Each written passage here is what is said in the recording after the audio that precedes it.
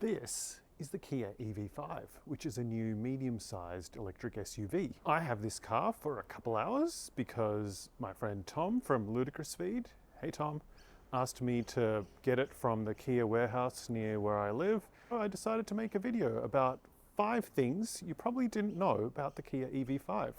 Let's go. Here's the first thing you probably don't know about the Kia EV5.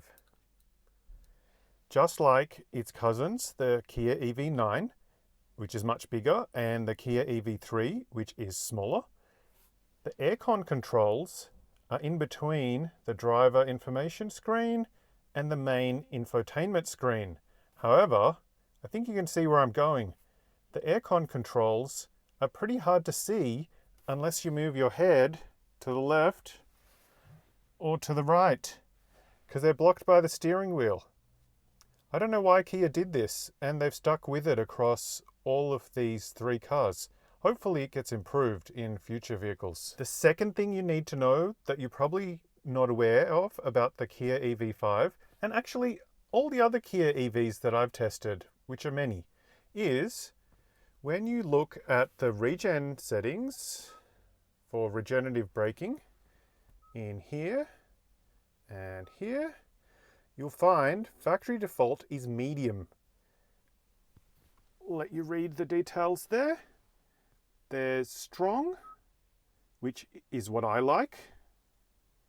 Medium, which is the default. And slow, smooth, which is for people who don't like harsh, strong regen braking at all. Anyway, choose whichever one you want. I think a lot of people probably aren't aware that this menu exists, and by default it's not the strongest possible. Now, while you're driving, you can control the level of regen separately again using this paddle on the left and this paddle on the right, just behind the steering wheel. It's the same on all Hyundai and Kia electric cars. That's separate from this setting, just to make you aware. What these paddles do is go to iPedal Max at the most, if you press on the left-hand side, and on the right-hand side, you can go down to level 3, level 2, level 1, or nothing at all. So it'll just coast when you take your foot off the accelerator. It won't regen brake at all. Okay. So what's the default, you're asking? Every time you start the car, it will start at level 3. Also, in a bit of an annoying bug in most Kia EVs and also Hyundai EVs, when you reverse, like when you're doing a 3-point turn, whatever setting you had before, say it was iPedal, it'll get erased and go back to level 3. So you'll have to put it back to where you prefer to do it after you've done the reverse maneuver.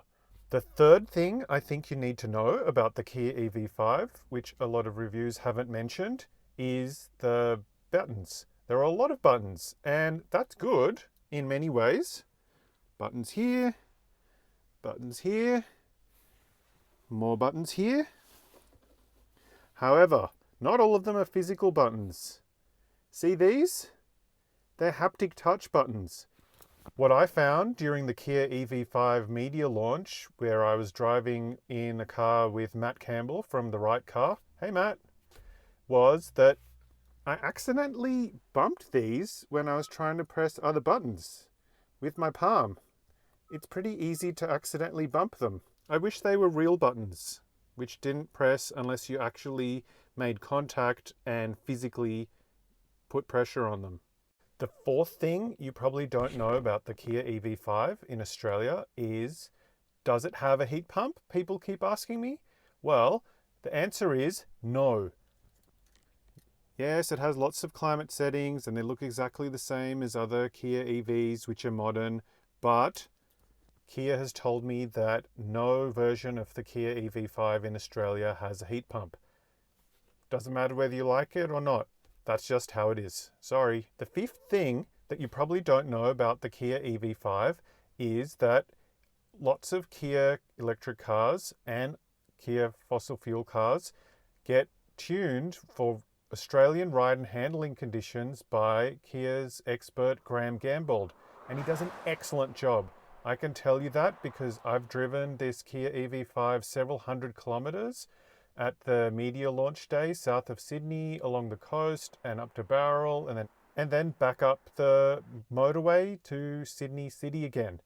Yeah, it makes a big difference. This local ride and handling tuning that Graham Gamble does for Kia makes the EV5 and its cousin, the EV6, as well as other cars that he's tuned for Kia, make them handle bumps and lumps, uneven road surfaces, much better than a lot of other electric cars on the market out there.